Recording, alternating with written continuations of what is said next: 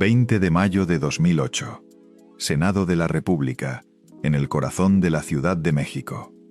Las cámaras permanecen clavadas en un solo punto, sin concederse ni un parpadeo. Los micrófonos están encendidos y absorben hasta el más leve susurro que escape de los labios.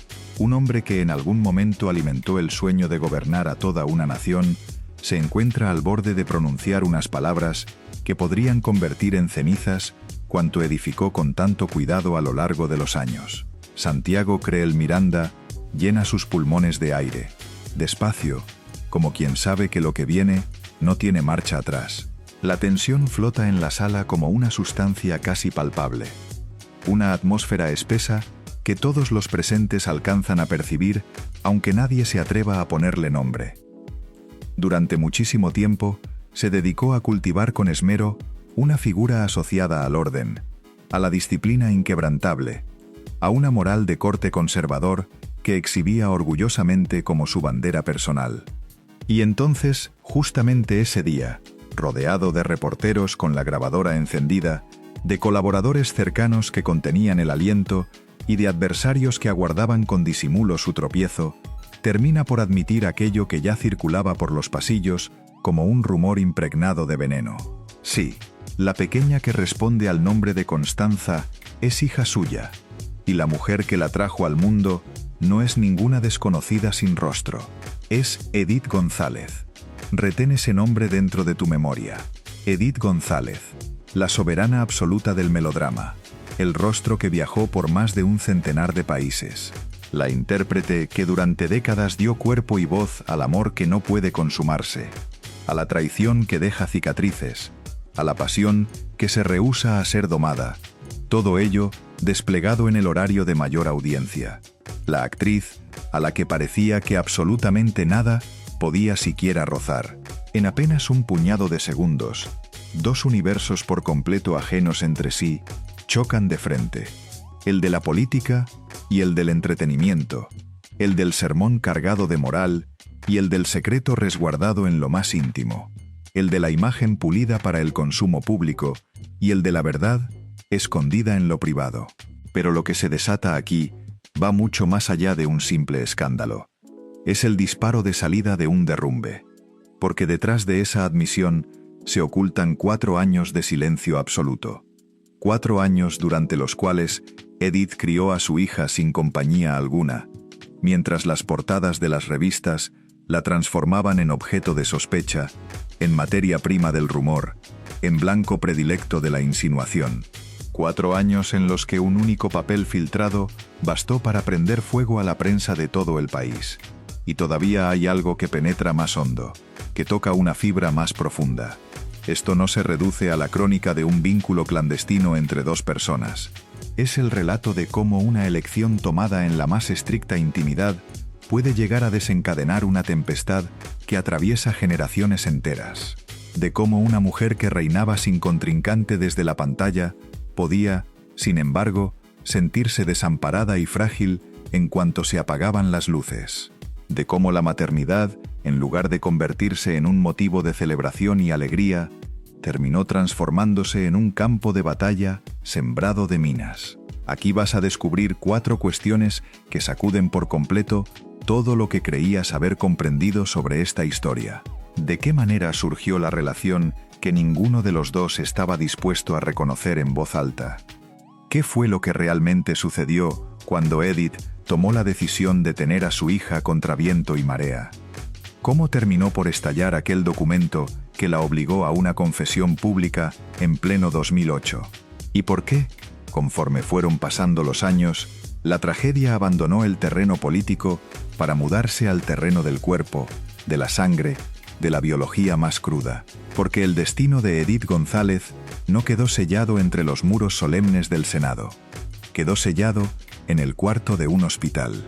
Y para llegar a comprender cómo una estrella querida por millones acabó enfrentándose al juicio de la opinión pública, a la enfermedad y al silencio definitivo, resulta imprescindible regresar al comienzo de todo, al instante exacto en que el pavor a quedarse sola pesó más en la balanza que cualquier cálculo político. Justo allí, en ese punto preciso, arrancó la historia entera. Vino al mundo el 10 de diciembre de 1964 en la Ciudad de México, y desde aquel primerísimo instante su existencia pareció trazada de antemano por un mecanismo que no concede indultos ni segundas oportunidades. Porque Edith González Fuentes no se desarrolló de la manera en que se desarrolla cualquier otra niña. Se desarrolló del modo en que se moldea un producto impecable cuando la industria decide, con frialdad de cálculo, que un rostro y una mirada pueden transformarse en un destino sellado de antemano. Ya entrando los años 70, cuando apenas era una criatura pequeña, formaba parte del engranaje, debutando como actriz infantil en 1970, asimilando demasiado pronto, antes de tiempo, que el aplauso a veces resuena como una caricia afectuosa, pero otras tantas suena como la cláusula de un contrato firmado. Y de ese modo se fue levantando, ladrillo a ladrillo, la leyenda de la rubia inalcanzable, la divinidad que México habría de exportar al planeta entero, mientras puertas adentro empezaba a abrirse una fisura silenciosa que ningún par de ojos lograba detectar. Porque el triunfo de Edith no fue para nada modesto, fue colosal, casi monstruoso en su pura magnitud. Su trayectoria se transformó en una sucesión que no parecía tener fin de conquistas frente al público. Conquistas que proyectaban hacia afuera la apariencia de una vida perfectamente resuelta y sin grietas. Las cantidades que rodearon su carrera parecen las de alguien que hubiera vivido 3 existencias completas comprimidas dentro de una sola. 36 telenovelas, 12 montajes teatrales, 24 programas y 19 películas. Eso no es únicamente trabajo en el sentido corriente de la palabra, es una entrega total, sin reservas ni cláusulas de escape, una juventud entera depositada sobre sets gélidos, en jornadas extenuantes que solamente concluyen cuando el cuerpo ya ni siquiera es capaz de distinguir si afuera reina el día o la noche. Y, no obstante, esa misma abundancia desbordante fue tejiendo poco a poco el contraste más despiadado de todos. Mientras más le pertenecía a ella a la gente, menos se pertenecía a ella a sí misma. Su ascenso imparable hacia la inmortalidad de la televisión queda marcado por hitos que la convirtieron en una figura reconocible en cualquier rincón del planeta.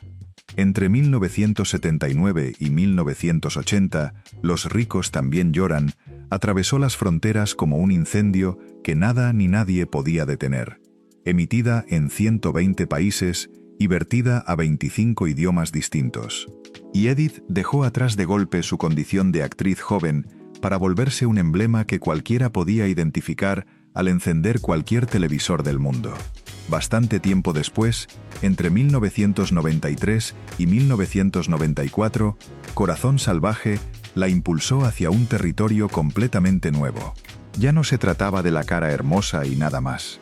Era una mujer con la capacidad de quebrar el molde rígido de la protagonista que se resigna a su suerte, sosteniendo sobre sus hombros un personaje cargado de aristas psicológicas, dotado de una intensidad auténtica y palpable. Y más adelante todavía llegó Aventurera, entre 1997 y 1999. El escenario teatral convertido en un fenómeno arrollador, el aplauso elevado nada menos que a la categoría de culto, como si la nación entera hubiera resuelto, de común acuerdo, que esa mujer tenía que permanecer siempre iluminada por la luz de un reflector. Y cuando ya parecía que no quedaba un solo palmo de terreno por reconquistar, irrumpió Doña Bárbara en 2008 y 2009. Y entonces, la imagen se tornó más peligrosa, más sombría, más imponente que nunca. Una protagonista que no rogaba clemencia a nadie, que no imploraba que la amaran, que sabía clavar los dientes y morder. Pero precisamente aquí se esconde la trampa. Las estatuillas, los galardones, los premios destellando bajo las luces, como si tuvieran el poder mágico de sanar alguna herida invisible. Jamás sanan nada en absoluto. Lo único que saben hacer es disimular, maquillar la superficie. Porque en paralelo, al mismo tiempo que se redactaba con tinta brillante esa biografía pública, se iba escribiendo en la sombra otra biografía callada, íntima, hecha de carencias en el plano de los afectos. esa clase particular de soledad que jamás se asoma en las alfombras rojas. Porque en las alfombras rojas a nadie se le pasa por la cabeza preguntar qué es lo que ocurre cuando cierras por dentro la puerta de tu propio hogar y se extingue por fin el último destello de los flashes. Y Edith, durante más de 3 décadas enteras, habitó escondida tras una procesión de personajes que lloraban, que amaban, que se inmolaban, que cobraban venganza, mientras ella, la de carne y hueso, la mujer real, iba acumulando en su interior un vacío que ningún índice de audiencia conseguía colmar jamás. Y ese vacío terminó por adoptar una forma precisa, obsesiva, imposible de regatear con la fama: la maternidad, no entendida como una fantasía romántica de postal, sino como una urgencia que brotaba a la vez de lo biológico y de lo emocional. Cuando alcanzó el tramo final de su treintena, el reloj dejó de ser una mera figura literaria para convertirse en una amenaza concreta, tangible, y de repente el dinero, las ovaciones y las invitaciones de la alta sociedad ya no bastaban para sustituir esa sensación elemental de hogar. Anhelaba un legado de sangre, un punto firme de anclaje, alguien que la trajera de regreso a lo real después de tantísimos años residiendo dentro de una ficción sin una sola fisura. Y esa necesidad, que en ocasiones nace como un deseo dulce y tierno, en ella comenzó a expandirse y a crecer como una verdadera hambre.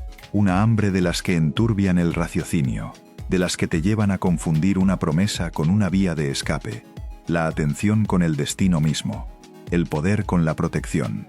Y así queda dispuesto, pieza por pieza, el escenario para la decisión que habría de partir su vida exactamente por la mitad. Porque cuando una mujer está envuelta en brillo por todas partes, pero por dentro se percibe completamente hueca, se vuelve vulnerable justamente ante aquello que aparenta ser la solución a todos sus males, aunque despida un inconfundible aroma a peligro. Edith ya había conquistado absolutamente todo cuanto la audiencia podía llegar a contemplar. Lo único que se le resistía, que se le escapaba de las manos, era esa paz que solamente se construye de puertas hacia adentro. Y cuando esa paz no está presente, cualquier puerta sombría puede confundirse fácilmente con una puerta que conduce directo a la dicha. Justo ahí, en ese cruce de caminos, arranca el verdadero germen de la tragedia. Ciudad de México, 2003. La Plaza de Toros, México. Esa clase de recintos a los que la gente no acude solamente para presenciar un espectáculo, sino, sobre todo, para ser observada por los demás. Trajes confeccionados sin un solo defecto, sonrisas largamente ensayadas frente al espejo, copas que chocan entre sí con un tintineo que suena a promesa susurrada. Y en mitad de esa coreografía, cuidadosamente montada de la élite, Edith González hace su aparición convertida ya en lo que era por aquel entonces un símbolo. No una simple actriz, sino un fenómeno completo. Un rostro que la televisión había transformado en propiedad emocional de millones de personas. Y allí, entre el bullicio de las conversaciones y el resplandor de las luces, se produce el encuentro que terminará por envenenar todo cuanto vendrá después. Santiago Creel Miranda no era, ni de lejos, un sujeto cualquiera. Ocupaba la Secretaría de Gobernación en el gobierno de Vicente Fox, situado al frente de una de esas carteras que no toleran ni el más pequeño de los tropiezos. Un político emanado de las filas del PAN, el partido que pregonaba a los 4 vientos la familia, la moral, la disciplina, los valores. Y, por si todo aquello fuera poco, un hombre con esposa, Beatriz Garza Ríos, y con 3 hijos a su cargo. Un hombre que no estaba en condiciones de tolerar ni siquiera la más tenue sombra de un escándalo, porque su porvenir ya estaba redactado con letras de gran tamaño. La candidatura, el poder, la posibilidad concreta y al alcance de la mano de llegar hasta la cumbre más alta. Conserva bien esto dentro de tu mente. Cuando el poder se enamora, no ama, negocia. Edith venía de poner punto final a una relación con un empresario francés, Guy Claret de la Touche Lands. Estaba libre, eso es absolutamente cierto, pero también atravesaba esa etapa particular en la que la libertad se confunde demasiado con la soledad pura y dura. Y cuando una mujer que ha existido para el público empieza a escuchar de pronto el silencio ensordecedor de su propia vida privada, el peligro no se presenta nunca disfrazado de villano evidente. Llega, en cambio, bajo la forma de una puerta entreabierta, de una promesa de estabilidad, de un hombre que sabe expresarse con aplomo y con certeza inquebrantable. Lo que se prendió entre los dos fue veloz, ardiente y, por encima de cualquier otra cosa, clandestino, porque para él, dejarse ver junto a ella no significaba un romance, sino un auténtico suicidio en términos políticos. Y para ella, aceptar semejante condición impuesta fue el primer corte en la piel, el primer pacto sellado con la sombra. En 2004, el cuerpo de Edith empezó a delatar, sin que ella pudiera evitarlo, aquello que el discurso oficial se afanaba por mantener oculto. Ya se encontraba instalada en plena cumbre, encabezando Mujer de Madera, en el papel de Marisa Santibáñez, llevando sobre sus hombros una producción de gran envergadura, una trama edificada a la medida exacta de su figura, de su presencia magnética, de ese dominio absoluto que ejercía sobre la pantalla. Pero un embarazo no es una cuestión de opiniones que se puedan debatir. No se negocia con asesores, no se borra con un comunicado de prensa bien redactado. Crece, sin pedir permiso. Y aquí llega la decisión que lo transforma absolutamente todo. Edith abandona la telenovela en pleno vuelo, en pleno apogeo. No es una salida cualquiera, ordenada y prevista. Es un verdadero terremoto que sacude los cimientos. El personaje termina pasando a manos de Ana Patricia Rojo. Las preguntas se multiplican sin freno alguno. Los rumores se convierten en una bestia voraz e insaciable. Y, mientras el público forcejea por entender qué demonios ha ocurrido entre bambalinas, en los corredores del poder se pone en marcha la maquinaria verdadera, esa que jamás aparece frente a las cámaras de televisión. Consejeros, estrategas, expertos en la contención de daños. Porque el conflicto no se limitaba en absoluto a la actriz embarazada. El conflicto de fondo era quién era el padre, y ese padre, sencillamente, no podía existir. En mayo de 2004, Edith se presenta ante la gente para confirmar que, en efecto, está esperando un bebé. Pero en ese mismísimo acto, levanta una densa cortina de niebla. Afirma que el padre es un profesional anónimo, alguien por completo ajeno al medio artístico, alguien sin nombre y sin rostro. Una frase suave, aparentemente inofensiva, una mentira diseñada con absoluta precisión quirúrgica, no para engañar al público en sí, sino para blindar y proteger una carrera política. Y observa con atención la ironía descomunal del asunto. Ella, la mujer que había encarnado a tantísimas protagonistas fuertes, independientes, capaces de cualquier hazaña imaginable, se ve obligada a reducir su propia realidad a una versión previamente autorizada por otros. Edith, la indiscutible reina de la ficción, interpretando el papel más cruel de todos los que le tocaron en suerte, el de la madre que se ve forzada a borrar al padre para que la hija pueda venir al mundo sin echar abajo de paso a un hombre poderoso. Todo tenía que conservarse en el más estricto silencio. Esa fue la norma inquebrantable. Para él, el silencio funcionaba como un escudo protector.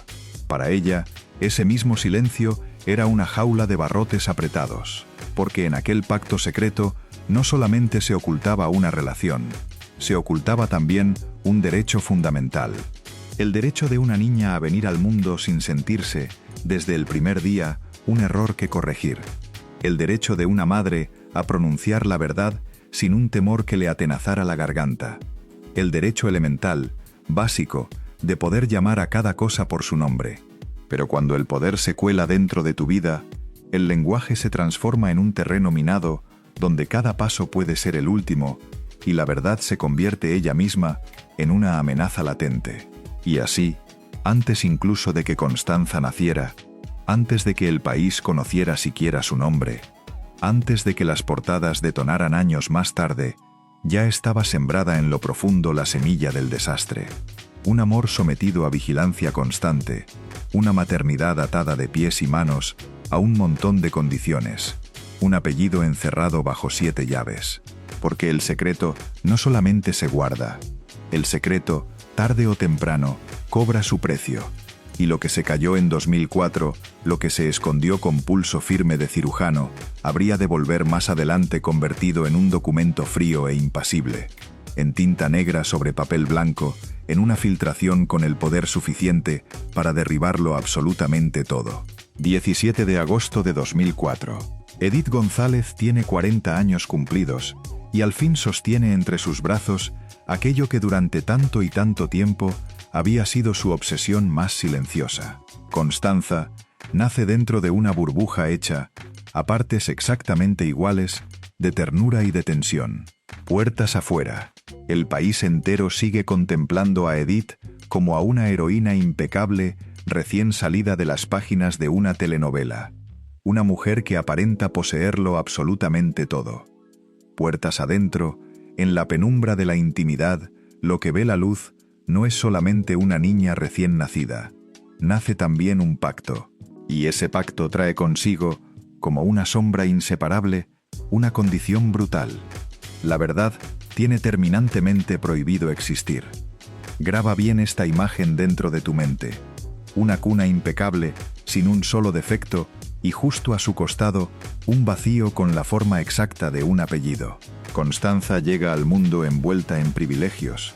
Eso es cierto, pero al mismo tiempo despojada de algo que ningún lujo del planeta entero podría comprar jamás: su propia identidad pública. En los registros iniciales, la niña queda asentada únicamente con los apellidos de su madre, Constanza González Fuentes. Nada más, ni una palabra de más. Es una determinación legal que a primera vista parece menor, puramente técnica, casi un simple trámite burocrático sin mayor trascendencia, pero que en el fondo, más profundo equivale a una amputación, porque cuando a un niño se le niega el nombre del padre, no solamente se le oculta un dato administrativo, se le inculca una lección emponzoñada que le acompañará. Tu existencia constituye, en sí misma, un riesgo. Edith intenta rellenar ese hueco abismal con lo único que sabe entregar sin medida ni cálculo: amor, protección, presencia constante. La cuida y la resguarda igual que se cuida un secreto valioso. Viajes, rutinas vigiladas con extremo esmero, sonrisas dispuestas con cuidado para el consumo público, silencios reservados celosamente para lo privado. Y aquí, de nuevo, se esconde la trampa. Edith está plenamente convencida de que protege a su hija del mundo exterior, pero sin proponérselo en lo más mínimo, también la está adiestrando para habitar dentro de una mentira.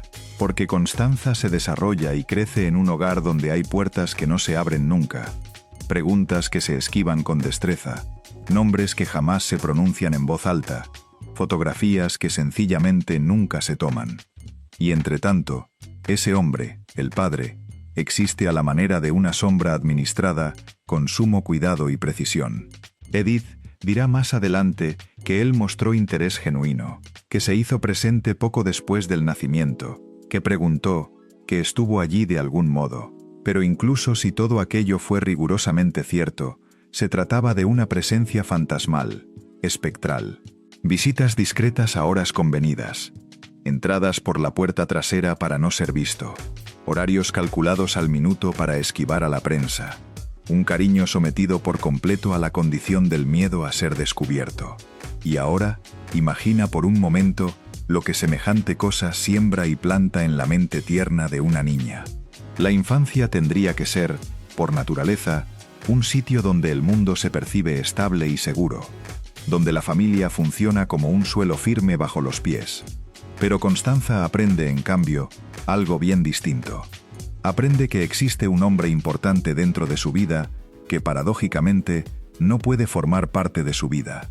Aprende que el amor puede ser perfectamente real y aún así verse obligado a esconderse en las sombras. Aprende que en ocasiones la verdad se resguarda y se oculta como si se tratara de un delito que castigar. Mientras tanto, el país entero comenta y murmura. México, con esa moral suya de aplicación tan selectiva, siempre encuentra la manera de señalar con el dedo a la mujer. Edith carga sobre sus hombros con las miradas, con las insinuaciones veladas, con las frases envenenadas que se sueltan al aire, acompañadas de una sonrisa amable. Madre soltera, padre desconocido. ¿Quién habrá sido el hombre? ¿Por qué razón no lo dice de una buena vez?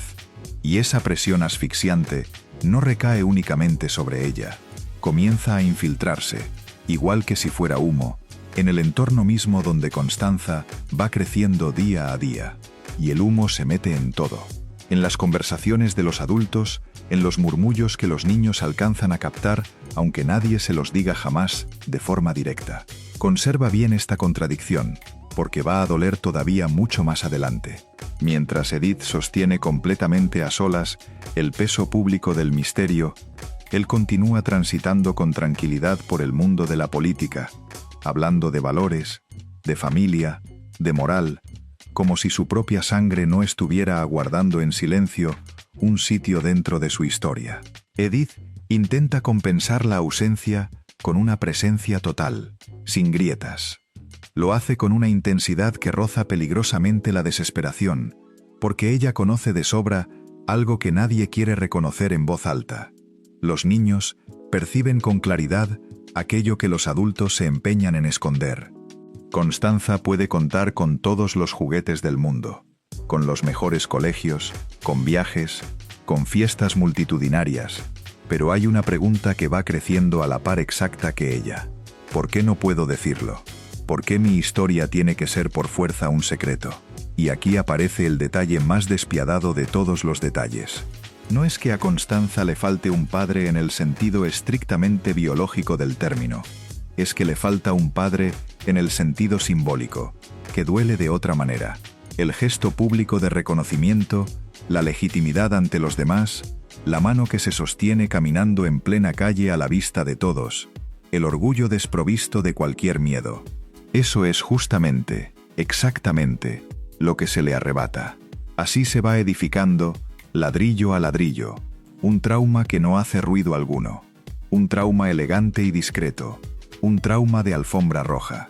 Y mientras Edith sonríe radiante frente a las cámaras, su hija aprende a sobrevivir dentro de un mundo donde la verdad es un animal mantenido en perpetuo cautiverio. Y ese encierro no habrá de prolongarse para siempre.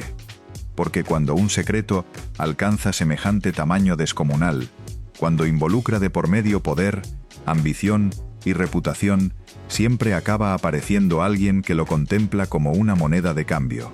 Y la moneda, tarde o temprano, irremediablemente, se cobra.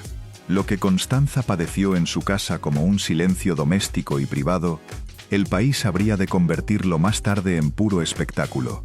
Y entonces, la infancia transcurrida a la sombra se haría pedazos con un estruendoso estallido de papel, tinta y titulares de primera plana. Los secretos de la política no estallan jamás por pura casualidad. Se filtran precisamente cuando dejan de resultar provechosos para alguien. Quedan expuestos a la luz cuando alguien echa fríamente sus cuentas y concluye que el costo de mantenerlos callados ya supera con creces al costo de hacerlos volar por los aires. Durante casi 4 años completos, la existencia misma de Constanza fue una verdad incómoda sostenida sobre la base frágil de acuerdos guardados en voz muy baja, en los actos oficiales, en las entrevistas concedidas, en las campañas políticas. El nombre de la niña sencillamente no figuraba en ningún lado. Edith cargaba completamente a solas con el peso de toda la narrativa. Él disertaba con elocuencia sobre los valores familiares. Ella replicaba con evasivas pulidas y elegantes. Pero en la primavera de 2008, esa cuidadosa contención se quebró de golpe. Una revista publicó sin contemplaciones aquello que se suponía que nadie debía ver jamás. Una copia del acta de nacimiento. Un documento frío, legal, imposible de poner en duda o desmentir. Allí estaba estampado el apellido, allí estaba consignada la fecha, allí estaba la prueba irrefutable de que el reconocimiento se había producido lejos de los reflectores y con considerable retraso. El escándalo no fue instantáneo, no estalló de un solo golpe. Fue avanzando lentamente por etapas sucesivas.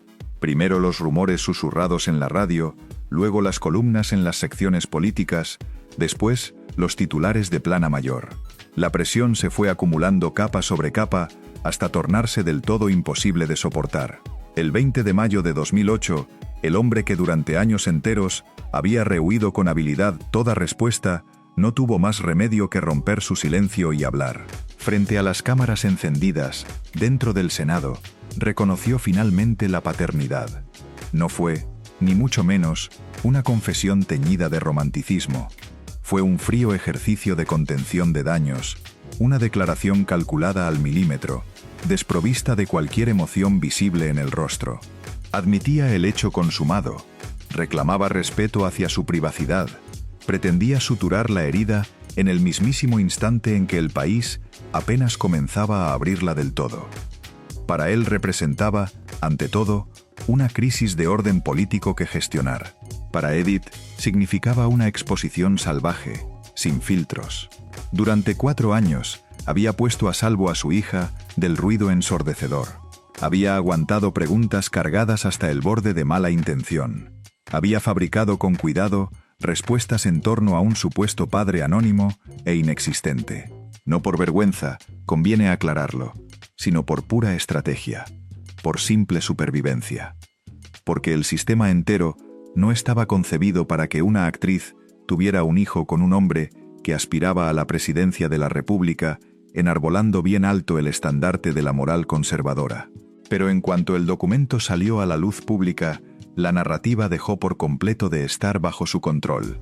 Los programas de espectáculos la diseccionaron sin piedad, como si fuera un personaje de ficción más. Había consentido el silencio por amor, por conveniencia, por temor. Había sido cómplice del engaño o había sido víctima de las circunstancias. Entretanto, Constanza apenas tenía 4 añitos de edad. No comprendía en absoluto los titulares, no captaba ninguna de las ironías que circulaban, pero se encontraba ubicada justo en el ojo mismo del huracán. El apellido que tendría que haber sido, por naturaleza, un derecho elemental, se convirtió de pronto en asunto de debate a escala nacional. La niña dejó de ser únicamente la hija de Edith para transformarse, contra su voluntad, en el símbolo viviente de una contradicción política. Y fue precisamente ahí donde se produjo la verdadera fractura. Porque la imagen de Edith, edificada cuidadosamente a lo largo de décadas como la de una mujer fuerte, independiente, intachable, comenzó a resquebrajarse ante una buena porción del público que no perdona en las mujeres aquello que, en cambio, justifica y disculpa sin problema en los hombres. Él conservó intacta su carrera política, siguió ocupando con normalidad su escaño en el Senado, continuó plenamente en la vida pública. Ella, en cambio, tuvo que enfrentar interrogatorios incómodos sobre su moral, sobre sus decisiones, sobre su ambición, como si la maternidad hubiera sido en realidad una fría estrategia calculada, como si el amor hubiera sido apenas una maniobra. El daño infligido no fue únicamente mediático, fue profundamente emocional. La tranquilidad que había construido pacientemente en silencio quedó expuesta a la intemperie y a las miradas. Lo que tendría que haber sido una historia íntima y privada se transformó en puro espectáculo de consumo. Y sin embargo, en plena tormenta desatada, Edith no dio ni un solo paso atrás. No negó absolutamente nada. No repartió culpas entre los demás. No derramó una sola lágrima frente a las cámaras. Sostuvo firme la mirada. El reconocimiento legal cerró una etapa, pero abrió de par en par otra mucho más compleja y enredada. La niña ya contaba con un apellido público, sí, pero arrastraba también un pasado entero relatado y narrado por terceros. La fuga del secreto no se limitó a hacer añicos una imagen política, redefinió para siempre, de manera irreversible, la historia de Edith. Porque a partir de aquel momento ya no sería solamente la actriz talentosa ni la madre protectora. Sería la mujer que se atrevió a desafiar el silencio impuesto por todo un sistema y pagó el costo elevadísimo de hacerlo bajo la luz más despiadada que pueda llegar a existir. Después del escándalo, después de la humillación a la vista de todos, después de mantener la mirada firme frente a un país que la enjuiciaba sin conocer ni siquiera la mitad de la historia completa, Edith intentó reconstruirse a sí misma, ya no desde la televisión, sino desde la vida misma en su sentido más pleno. En septiembre de 2010, Contrajo matrimonio con Lorenzo Lazo. No era un político de carrera, no encarnaba ninguna jugada de poder oculta. Era un hombre signado y marcado por su propia tragedia personal. Viudo, sobreviviente él mismo de otra batalla librada contra el cáncer dentro de su propia historia. Aquella unión parecía, al fin, una especie de tregua pactada con el destino esquivo. Un nuevo comienzo, una segunda oportunidad. Pero la paz, una vez más, no tuvo larga duración. Edith volvió a intentar ser madre y perdió ese embarazo a los 5 meses de gestación. 5 meses imaginando un hermano o una hermana para Constanza. 5 meses proyectando en su cabeza una familia completa y feliz. El vacío que aquella pérdida dejó tras de sí no fue solamente físico, fue ante todo simbólico. Era como si el cuerpo mismo comenzara a emitir señales silenciosas de que algo, en alguna parte, no marchaba nada bien. En agosto de 2016, llegó el diagnóstico que escindió su historia limpiamente en 2 mitades irreconciliables. Cáncer de ovario. No un tumor benigno y manejable, no una advertencia detectada a tiempo para actuar, sino un cáncer agresivo, silencioso, traicionero, de esos que progresan implacables mientras el mundo de afuera continúa su marcha como si nada estuviera ocurriendo. La ironía resultó de una crueldad difícil de digerir. La mujer que había arriesgado su reputación entera y su estabilidad por el anhelo profundo de ser madre, ahora se veía obligada a encarar una enfermedad alojada precisamente en el centro mismo de su identidad biológica. La cirugía fue devastadora en toda regla. Le extirparon el útero, los ovarios, los ganglios, los tejidos comprometidos por la enfermedad. Una intervención radical cuyo propósito no era únicamente salvarle la vida, sino arrancar de raíz, para siempre, cualquier posibilidad futura de maternidad. No se trataba de una escena dramática de telenovela, se trataba de un quirófano frío y real. Después llegaron, una tras otra, las sesiones de quimioterapia, la caída del cabello, la hinchazón del cuerpo, el agotamiento llevado hasta el extremo más insoportable. Náuseas que la doblaban sobre sí misma. El cuerpo de una mujer que había sido durante décadas el emblema mismo de la fortaleza en la pantalla, ahora libraba un combate desesperado contra su propia biología sublevada. Pero lo más duro de soportar no fue ni siquiera el tratamiento.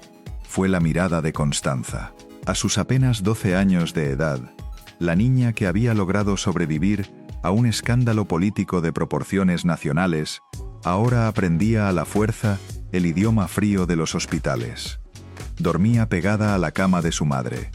Escuchaba términos médicos que ningún adolescente del mundo debería verse jamás en la necesidad de comprender. Se convirtió, sin elegirlo, en testigo de una guerra que le resultaba del todo imposible pelear.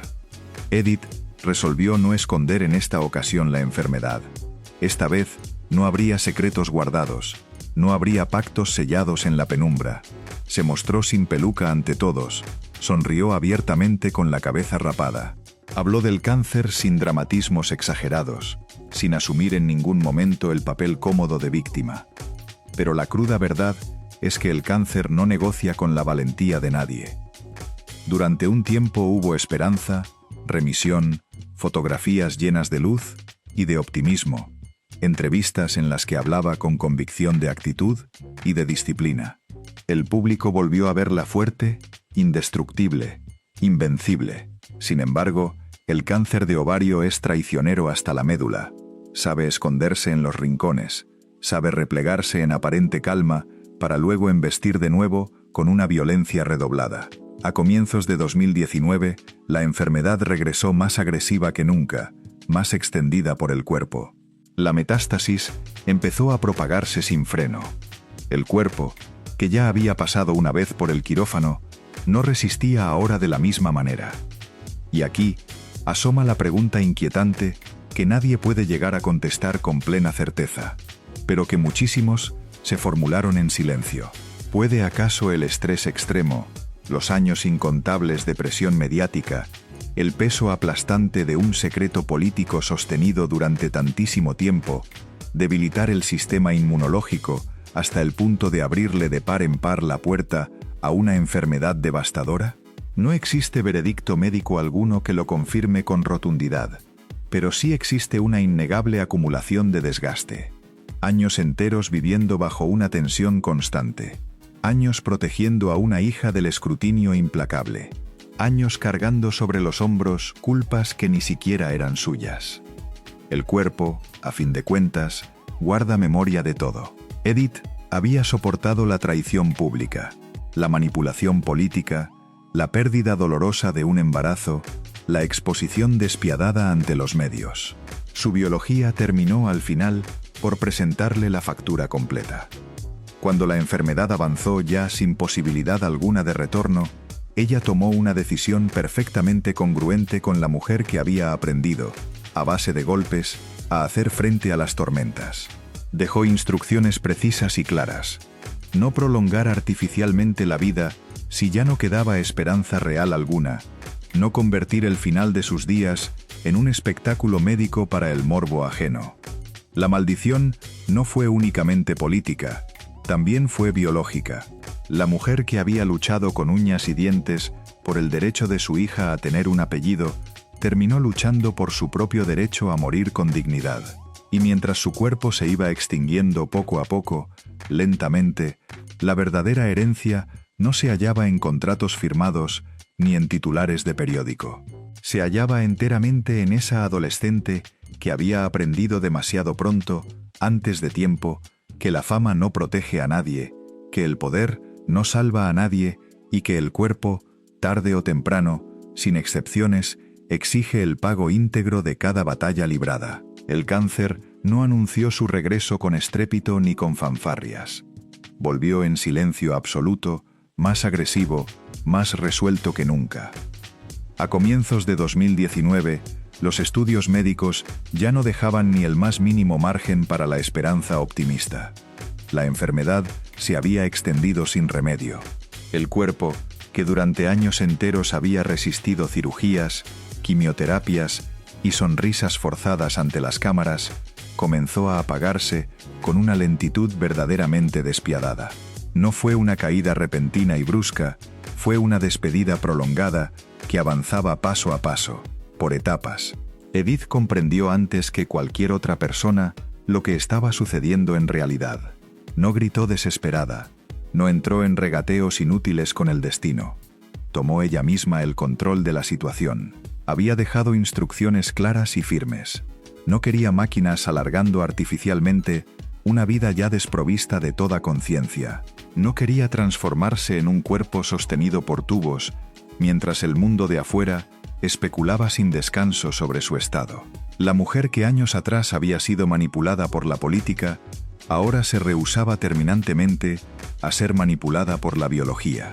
Cuando la condición se volvió por completo irreversible y los médicos confirmaron sin lugar a dudas que ya no existía retorno posible, la decisión fue devastadora, sí, pero perfectamente coherente con su voluntad expresa.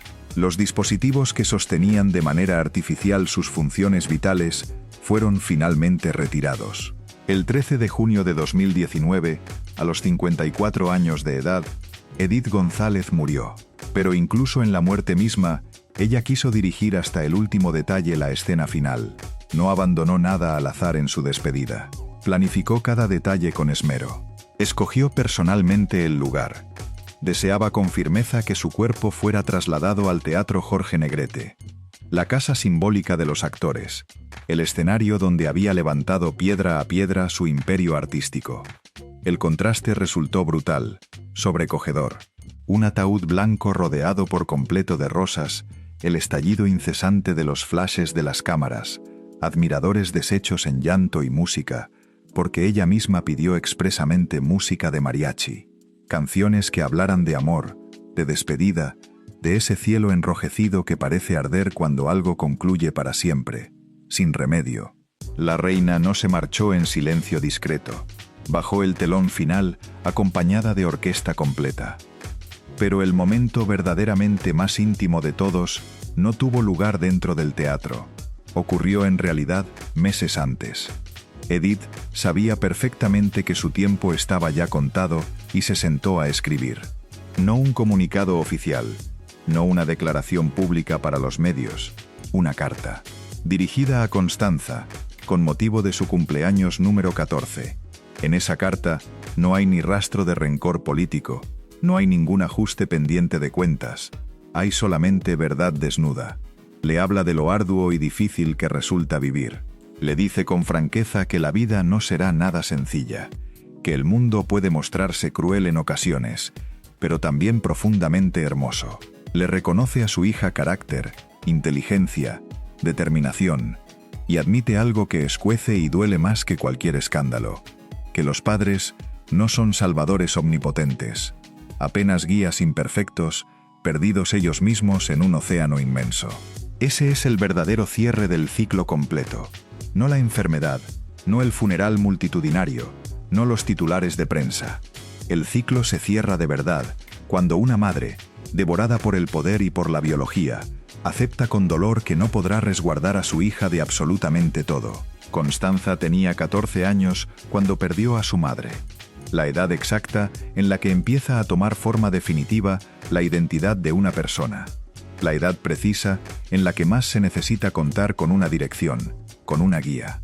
Y de pronto, sin aviso, la brújula se esfuma por completo. La historia pública, la oficial, habla de una actriz que murió batallando con valentía contra el cáncer. La historia real, la verdadera, es bastante más enredada y compleja. Habla de una mujer que vivió partida en dos entre la gloria y el secreto, que pagó el precio altísimo de una decisión sentimental sobre el tablero político más despiadado de todo el país, que sacrificó órganos, imagen, estabilidad y silencio, con tal de sostener lo único que consideraba de verdad innegociable: su hija.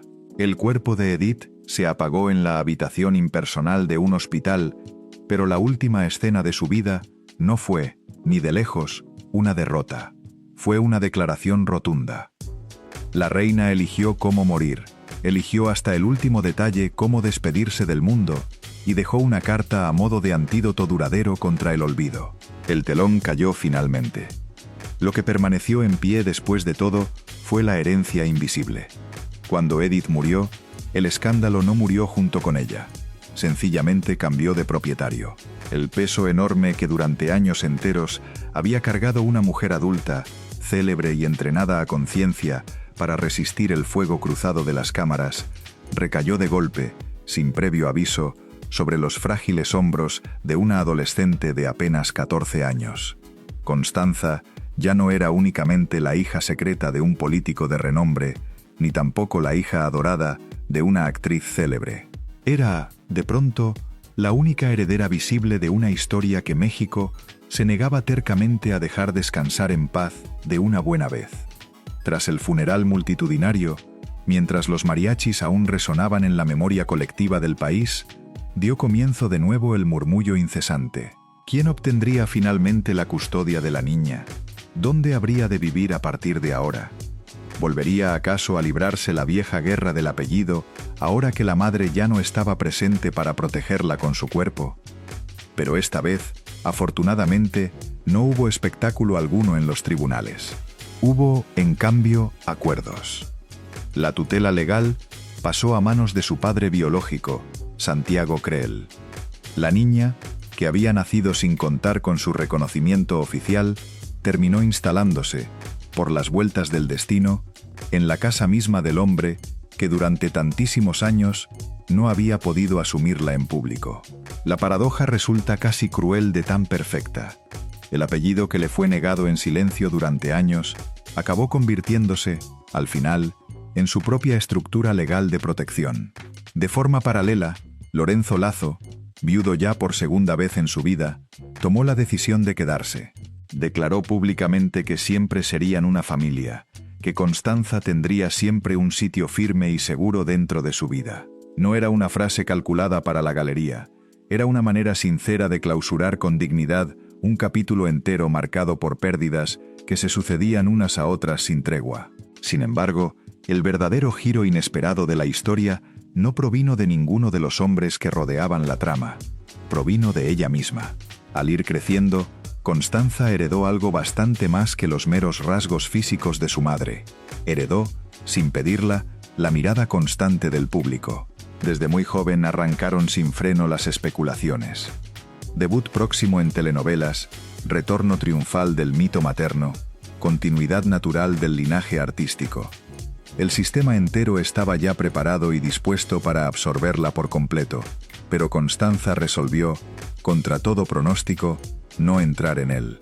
Rechazó una a una las invitaciones al deslumbrante mundo del espectáculo. Esquivó con cuidado las entrevistas. No transformó jamás su dolor personal en una narrativa rentable para vender. Optó deliberadamente por un perfil bajo, casi invisible, como si comprendiera en lo más hondo que la fama había sido la moneda exacta con la que su madre pagó un precio demasiado alto.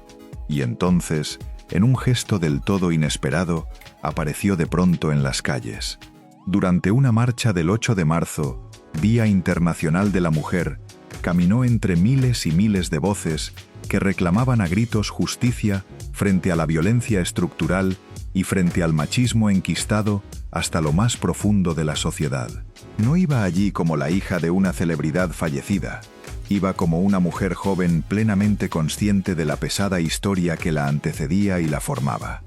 Sostenía en alto un cartel con una frase directa, sin rodeos: «Quiero vivir y no sobrevivir». Esa frase es, en realidad, el verdadero epílogo de toda la historia. Edith sobrevivió al duro juicio de los medios, sobrevivió al asfixiante secreto político, sobrevivió durante años enteros a una enfermedad que terminó, al final, por vencer su cuerpo agotado. Su vida entera fue una sucesión encadenada, ininterrumpida, de resistencias. Constanza, en cambio, no quiere resistir, quiere vivir plenamente. Justo ahí, en ese punto exacto, se rompe por fin el ciclo. La madre negoció con el poder para resguardar a su hija. La hija rechaza de plano el poder para resguardarse a sí misma. La madre aceptó el silencio como una estrategia de supervivencia. La hija convierte ese mismo silencio en algo plenamente consciente y elegido. La historia entera de Edith González puede narrarse, si se quiere, a base de frías cifras. 54 años de vida. Más de 4 décadas completas bajo los reflectores. 4 años de ocultamiento forzado. 3 años de una batalla médica devastadora. Pero esas cifras, por más exactas que sean, no alcanzan jamás a explicar el fondo de las cosas. El fondo es precisamente este. La fama no blinda el corazón de nadie. La política no garantiza lealtad alguna y el cuerpo no perdona de manera indefinida la tensión acumulada con los años. El verdadero legado que dejó no fueron los premios brillantes ni las ovaciones atronadoras. Fue la oportunidad concreta de que la segunda generación pudiera elegir, por fin, un camino bien distinto.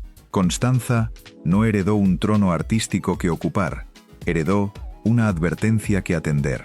Y en su firme negativa a repetir el viejo guión, en su decisión meditada de no transformarse en espectáculo para el consumo ajeno, reside la redención que la historia, tan injusta, le negó cruelmente a su madre. El telón cayó definitivamente para Edith, pero la libertad de elegir cómo vivir apenas comienza ahora para su hija.